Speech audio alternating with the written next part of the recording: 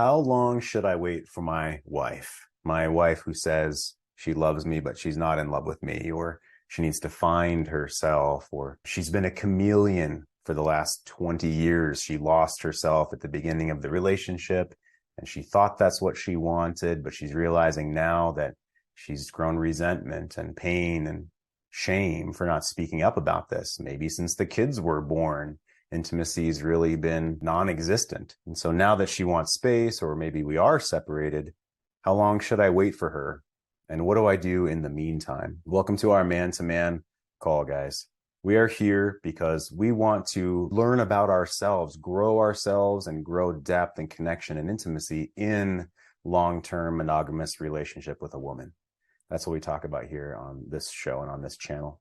We want to feel free. We want the freedom to live our life and relationships with passion, free to feel confident within ourselves no matter what, and free to make the most important promises to ourselves. That's a huge piece that I talk about. It's a huge piece that I talk with men about in my one-on-one calls and in our groups is, what are the promises we're making to ourselves? And can we follow through on those promises, right? Can we control all sides, all pieces of that promise? And often the man says, you know what? I don't know. This is just something I feel like I want. Well, how do we flush that out? How do we work that out? And today the question is, how long do I, quote, wait for her?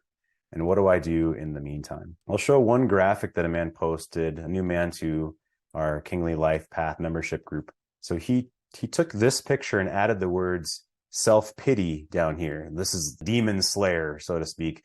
And he's slaying self-pity within him, anger within him, suffering and lust. And he said, I'm new here. It's time to start slaying some inner demons. And the question I asked, one of the opening questions within our Kingly Life Path, KLP private membership group, is what pain or resentment currently weighs on you now?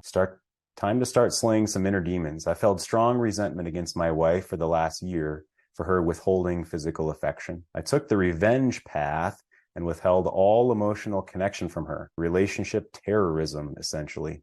My thought was, if she controls access to sex, I will control access to the relationship. And by the way, this is discussed within the red pill, and I could talk much more about this, how usually, the woman is the one that needs to be wary of sex and intercourse because what? She's more vulnerable. She's the one that might get pregnant, right? An evolutionary psychologist would say, well, she has much more to risk, so therefore she has to be more careful than a man. And that makes sense. So in those terms, she controls access to sex. Controlling access to relationship is generally meant to mean before you get married or before you advance into the next level of commitment, in which case the man is usually the gatekeeper for that. She wants it and he controls the pacing of that potentially, unless she's pressuring him, right? Unless she's putting him almost in a no-win situation, trying to give him an ultimatum. And that's a topic for another time, controlling the sex, controlling the relationship. But I'll continue on. So this man wants to no longer be in relationship terrorism mode. And so in the last year, we have not slept in the same room. We've not hugged, we've not kissed, went on a date, or talked about anything other than logistics. We've both been miserable, but luckily we're still together. I'm turning my thought process around suddenly, having had a major of this resentment and getting my validation in something other than her. So in this topic today, how long should I wait for her? And what do I do in the meantime? What do you think? Unmute yourself. Come on in. Punch into the chat. How do you see this question? I mean, in the meantime, if I'm waiting, I'm waiting right now. If for those that don't know, I'm been separated now, going on 8 months. In the meantime, really just focusing on myself, on my vision, my purpose, whether that be just by myself moving forward in relationship with my wife now. But yeah, I don't know, waiting. I think that really comes down to I really don't know, man. I've actually been asking myself this question too lately. I haven't feels like I haven't seen any advancement from her side, or not wanting anything. And every now and then, like I see a little bit of resentment from her side towards me, which lately I've been doing okay with all of that as far as her criticism or however she's feeling. But that's as much as I've seen, and I guess that is a good thing if she's showing those types of feelings. I think it's better that than her having like an indifference feeling. Then that would be, I think that'd be different situation. I think the reason I'm waiting still, honestly, is because of that actually. You know, she is showing like that resentment that there's things that I did in the past that she hates, and you know, she's mentioned to me that she doesn't understand why I'm changing now and I didn't do this before. So I guess it's those feelings that she has towards me is kind of what's keeping me waiting. Just because it does show that even though it can be mean from her side, you know, she's telling me that I'm selfish just because I'm focusing on myself, stuff like that. And at the same time, you know, once she's done criticizing or, you know, being mean or whatnot, she talks to me fine afterwards, like nothing happened, you know. And I think part of it is just because I understand that she's hurting too, you know. It's not like I'm not letting it, you know, get to a point where it's abuse or anything like that, but I understand she's hurting, and I mean, I can understand her side on why she feels pissed off or she feels that resentment too, you know. So I guess that's why I'm waiting, honestly. And in the meantime, I'm just focusing on myself, on what I want to do. You know, I've taken like courses, community courses, made new friends, participating in this group with you guys, learning about relationships that I never knew existed. And honestly, this is the most I've grown ever is being part of this group. And it's just like learning a different language as far as emotions, you know, the spirituality of it, I guess, values, yeah, just stuff like that, you know, having my boundaries and just maturing, honestly. Yeah, yeah, that's what it feels like. It's just maturing as a man. It's the most growth I've felt in ever in my life. So I don't know if that makes sense to anybody, but yeah, I guess that's why I'm waiting. Yeah, yeah. So I'm hearing that you're on a journey as well, and Yeah. most men, including you, want to see what the new you, the unfolding you, how that's going to affect the dynamic between the two of you, and also, you know, giving her time to see if she wants to turn and be interested in you again. And let me ask you a different question. I haven't asked this on a call before. I was actually thinking about this a lot myself yesterday and this morning. I'll start with dating myself. There was a show when I was a kid, I'll say that, when I was a kid, called Quantum Leap. I think it was back from the 80s, early 90s, something like this, where the guy, I forget how it happened, but I forget the technology that they said, but he would teleport into another body, like his consciousness and his mind and everything would teleport into another body, and it could be in the past, right? And I almost saw that as like, he's a god. He's a god that can put himself in any place in time. I think it was only the past in the show, but another place in time and another person's body, and sort of change the outcome of what might have happened or affect, you know, this scenario. And I was thinking yesterday, what if a god or an alien who, you know, to us would be like a god, like an Asgardian or something, right? Thor or something that to us lives for 1,000 years and is basically immortal. And what if they could come and inhabit our body for 80 years, for our entire life, and we're not even aware of it, that, you know, this seemingly immortal god is kind of behind the wheel, so to speak. But with our humanity, there's so much bullshit in the way.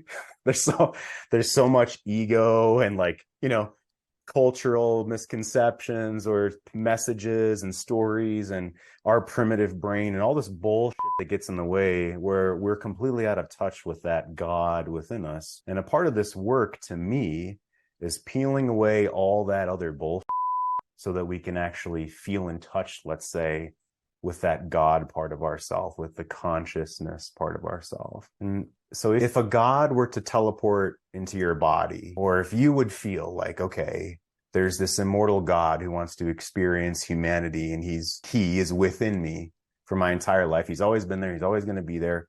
And now I'm starting to access that. Like, he knows that we have a very short life, that tragedy can happen at any time, that when our wife doesn't pick up groceries, even though she said she was going to pick up groceries, we're not pissed off about it. That was one I had in the past, like a decade ago. You said you were going to pick up groceries, and now I'm like being an asshole about it. You know, the God within us, he would smile. He would see her as lover, you know. That would just be water under the bridge. How might you, with all of that said, how might you, I don't know, act differently around your woman? Maybe you wouldn't act differently around her right now if you knew that there was a God sort of experiencing humanity through you. What would you say? Well, yeah, that'd be a whole different perspective, at least, you know, viewing it in that way. Again, that's, you know, easier said than done, right? Because, you know, emotions it's something different sometimes, you know. But yeah, you know, I'd be viewing that, yeah, like water under the bridge. It's in a way, yeah, just kind of like seeing if she started tripping out on me over not getting the groceries or, stuff like that. It'd be more of like me seeing that as a tantrum, little girl throwing a little tantrum, and still part of me understanding why she's upset, but not taking it personal. It's not the end of the world because I'm God, Yeah. Or right? you're a God, not Or a oh God. God, yeah. Yeah, I but don't want to. I don't want to give her a reason to call you another, label or something. So, yeah, yeah. No, I know. I'm just kidding with that, but yeah. So okay, if I may jump in. So her little girl tantrum, water under the bridge, not that big of a deal. So let me fast forward back to, or let me jump back to when she said, "Why are you changing now?" And if you had more access to this God within you now than you ever had before, what might he say? Why now? Why change? Why change now? What would you say? I don't know. It just at this point, it almost feels natural that it just feels natural. I think it's we're doing this with you guys. It's changed my whole perspective on why this is happening to me. Again, it's again I appreciate why it's happening, even though it sucks. I still appreciate it because without it, I've never would have found this different potential of myself, a different version of myself. She would, she's asking, why are you doing this now? It's because I'm growing. I don't know. I wouldn't even know how to answer that. I mean, Let me pause you right there. yeah, You were doing fucking amazing with an answer, and then you just said, I don't know what I would say. Yeah, you but do. So it's okay. Like you were saying it. You were saying it. Keep going. yeah, I mean, yeah, I'm just growing. It's part of this part of life. It's just a different perspective, that I'm taking it rather than taking a victim mentality. I have to take that approach as a man, as a kingly man, and actually learn from it and take action. I don't want to, I'm not my mistakes. That's what I did before. I'm not those. I'm a different person. I'm a human, and I'm maturing. Yeah, it's just I don't want to stay stuck. I want to move forward with my vision and purpose that I've created, that I know. And I know it's down deep in my heart, even though I did make those mistakes, but I know I love myself. I have compassion for myself, and I'm not alone. I have you guys, and that's why I'm doing it now. I don't want to be stuck. Yeah. Either Yeah. she wants to join me or not, I'm gonna move forward. And I know that, and I know I'll be okay. That's why I think those criticism, whatever she says to me, whether she doesn't understand or not, I honestly don't need her to understand. If she wants to join me, then I'm okay with that. The door's open, and she'll probably understand later.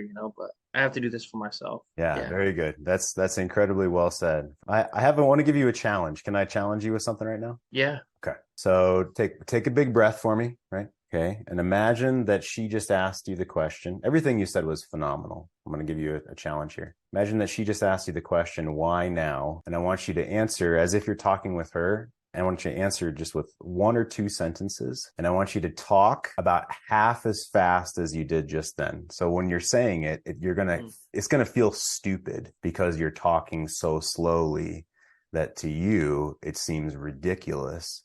But to everyone else, it probably seems totally normal and actually pretty grounded, like I just did right there. So pretend that she asked you, why now? Feel into the God inside of you, right? The first thing you said was, it fucking sucks, but I'm inspired. Like, oh man, that's so good. Like, fucking sucks and I'm inspired. So take a big breath and in one or two sentences, why now? And then when you're ready, go for it. Because I want more. Okay, pause. So Yeah. it's all right. So that's why I'm doing this, right? It's okay. So I don't. take It's hard to take do a it in two sentences or two words, right? one or two sentences. One or two sentences. Yeah. Yeah. Okay. So take a big breath. Okay. And like when you guys, all of you lift, I'm hoping you lift weights, right? So when you get under the squat rack, you can't take the bar off the squat rack and like around, oh, well, ho hum and around because it's going to hurt you. Like, so it's cool to around, but that's what we're doing here together. We're learning. I'm like, right. Okay. This is how you want to, this is the form that you want. This is the pace that you want.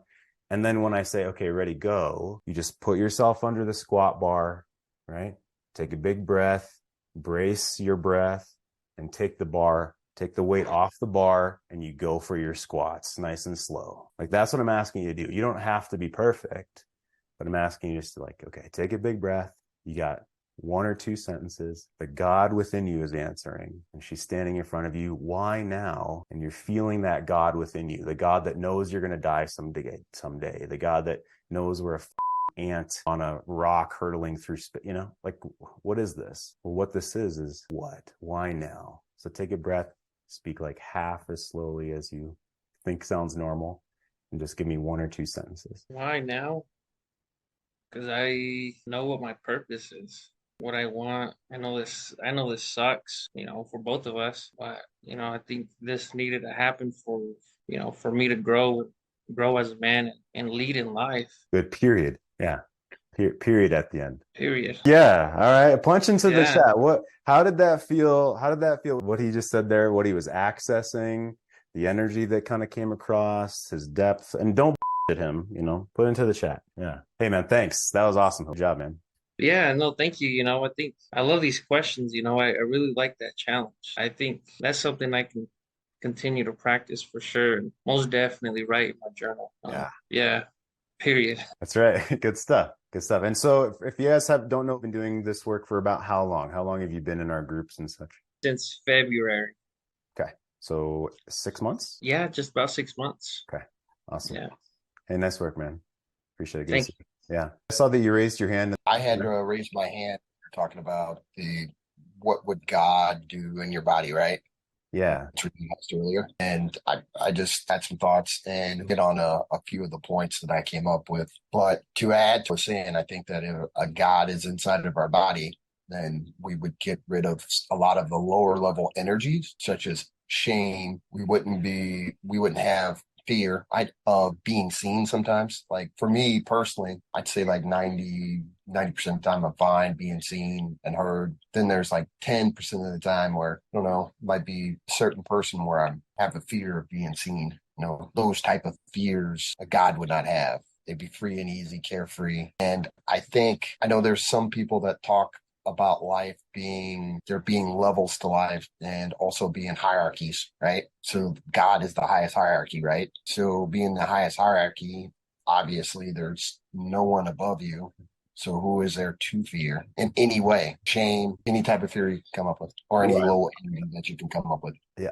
I love it. I absolutely love that. Let me ask, would a God within us fear being hurt? Would he fear death? What would be his perspective of those things, would you say? No, I believe he would be more alive. Think that what makes us feel alive are challenges, and near death experience can make you feel alive. It can slow down time, right? It's about the only thing that can slow down time. You hear it all the time. People have a near death experience and they can see like beads of sweat trickling down their own face or water beads just slowly just trickulating. They can see an exit out of the danger. It's just like time stops when you have a near death experience or when you're about to crash. I know I've been through it before when I've been in crashes. I can remember putting my foot on the brake and thinking, I'm not going to hit him. I'm not going to hit him. And as I got closer to the other car, feeling that bump up against the other car and bracing myself and putting my arm this way to stop my buddy from going through the windshield. And I can also remember how the car dented in and seeing all that and still having my hands on the steering wheel as the car was forced to turn after I bumped into another vehicle. In the vehicle ahead of me, I remember seeing the kid in the back seat looking at me and me looking at him. That never happens in my life. That's about the only time where time slows down and your heart pumps. And after that, yeah, I was, all over the place, but I felt alive, and there's been other times where, you do something dangerous or something, which would be considered dangerous, but it's not as dangerous, playing football or whatever, something like that, where you're hitting other people or contact sports. Shoot, I remember, and maybe some of you guys here can cop to this too, getting in a fist fight, and after it's over, you're just like, you kind of feel amped up, you feel alive, and you're like, wow, that's what I'm talking about. Yeah, absolutely. I played paintball with my son and some of his friends when he was like 15. This is four years ago now. And I rushed into the enemy like base and I, shot 4 different dudes and got the flag. And I screamed a banshee like war cry, and my son comes over and he's like, Dad, it's just paintball, chill out. I don't know if you guys have been in that kind of spot. And that, I haven't been in the military, hats off to everyone that's been in much more difficult situations than my stupid paintball story. But yeah, how crazy to access that type of like power or aliveness within us. Yeah, and you bring up something that I've never been through. I've never been through that type of near-death experience. That might be something different, and I have rarely talked to people that have been through that. And the few times I have talked to people that have been through those type of experiences, I don't remember them off the top of my head. Maybe someone else can, what that's like. Yeah, I appreciate it. Thanks for jumping in. So another man, unmute yourself. Come on in. Let's just tackle the topic about waiting. Yeah. And when I hear that with the work that we do, a bunch of other words kind of come to mind. One is kind of victim. I think that's the main one that kind of stems out, but just not being really in control of your life, but being led along on a leash. Led along on a leash, right? So waiting, it's not just waiting. You feel like led along on a leash. Yeah. Yeah. When I think of it used in this way, the stories that I hear with the men who do come and talk about waiting for their woman, for there to be a change, waiting for her to respond to him, for her to come back, whatever it may be. For starters, you rarely. There's just seems to be, for most of the men who describe their status as waiting, tend to not have great outcomes, meaning that rarely do you see a reunification that occurs. And I think it's a mindset. I think men have the mindset that they are waiting, they're losing. And I'll admit there was definitely a period of time that I was waiting. I think it's a losing position. I think maybe the better position is saying you're living. You're living. Yeah. Yeah. I think if you adopt more of a mindset that you're living your life, your time is ticking by no matter what happens. So you can either choose to stay put and wait on your spouse or partner to reemerge in one way or another that would satisfy you, or you can just move on with living your life, but obviously in a manner that is with your values. He's on tonight, I don't think, but he's one who he knew right away what his value was going to be in terms of this waiting. Was that he was going to focus on what he was doing in school and college and painting, but he was going to also respect the covenant that he had with his wife. That was his value. Yeah. And when I hear kind of the opposite of that, it comes to mind. He didn't come across as a guy who was waiting, although he may disagree with that. But he seemed to be somebody who was just marching ahead and was going to respect his wife, his covenant, but at the same token, move on with his life. So yeah, I hate when I do hear men who come on and they talk about from a perspective of waiting, partly because I guess from my own experience and that just hearing so many other men talk about it and how painful it is. I think we all eventually end up in a similar position for the most part, where so much time has passed and so much growth has occurred that you look back and there's not really necessarily a longing for what was, and there's probably more excitement about what will be. I don't know. Less longing for what was and more excitement for what could be. How do you feel that do you feel that you have turned a corner into living for you? What was key for you for that? I'm still trying to figure that part out. The reality is I have full custody of my daughters. Up until recently, I had my elderly father living with us and just a plethora of other responsibilities. So I've struggled with this idea of living for me. I'm finding little ways here and there to do that, but I'm also kind of thinking about, wow, what's the future going to look like? Because the reality is that I have a senior and a freshman in high school. This period of time is going to go by very quickly. Yeah. And then I'm going to be on the other end of that and they're going to be moving on with their life. What's that going to look like? So I've been flirting a lot with what does that look like? What is it that I want it to be? So I'm thinking more in those terms. Day to day, my life with the responsibilities and everything else is largely task-based. But I'm finding things to do for myself to make myself happy and make life worth living, Yeah, phenomenal. Time goes so fast. It goes slow and fast at the same time. It's a paradox. It's pretty insane. Yeah. Yeah. Thanks. Appreciate you being here. Absolutely. Thanks. So for this evening, that's our time. Looking into the chat here. What makes you wait versus just going it on your own and deciding you're done? That's a great question. What makes you wait versus just going it on your own and deciding you're done? And another one, I heard the following from this community: after you have learned all that you can, that you may be at the point in which you leave. There was a man, I believe he's on this call, who last week on KLP, our private member call, he said, I feel wrung out like a towel, like a wet towel that's wrung out. I feel wrung out in a good way. Like I've accessed everything that I can for my own self. And even though this has not yet turned out the way that I wanted, I feel happy and contented within my own self, within my own life. And I think it certainly takes the wringing out of our towel to feel contented and joyous and clear within our life. So the work here is to continue to wring out that towel, regardless of her, until at the very least, we feel joyous and contented within ourselves. And that takes breaking from enmeshment. That takes finding our own values. That takes living our own life. Maybe envisioning a God within us. That actually really helps me.